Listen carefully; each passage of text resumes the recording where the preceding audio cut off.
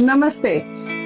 आजकल protein protein protein protein का बहुत ट्रेंड चला हुआ है। प्रोटीन पाउडर, प्रोटीन सप्लीमेंट, हर कोई देखो प्रोटीन प्रोटीन करके प्रोटीन ही ले रहा है। तो आज मैं आपको बताऊंगी कि हमें प्रोटीन कब, क्यों और कैसे लेनी चाहिए।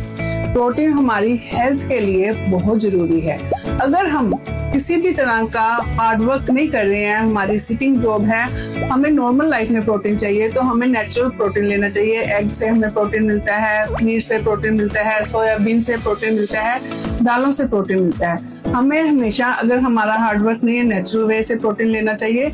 और सपोज हम जिम कर रहे हैं, हम एक्सरसाइज कर रहे हैं, तो हमें एक अच्छे डॉक्टर की गाइडेंस के अंदर प्रोटीन शेक, प्रोटीन पाउडर लेना चाहिए। ऐसे किसी भी कैनिक पर आप प्रोटीन नहीं ले सकते हो।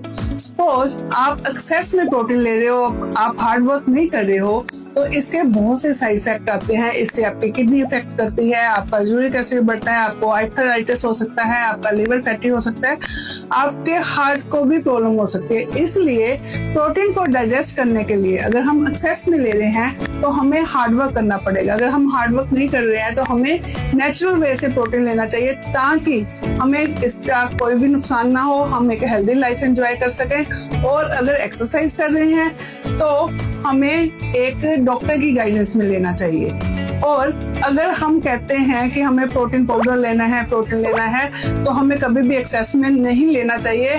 इसके फ्यूचर में आपको बहुत साइड इफेक्ट आते हैं, क्योंकि इनको कंज्यूम करने के लिए हमारी बॉडी को बहुत एफर्ट डालना पड़ता है।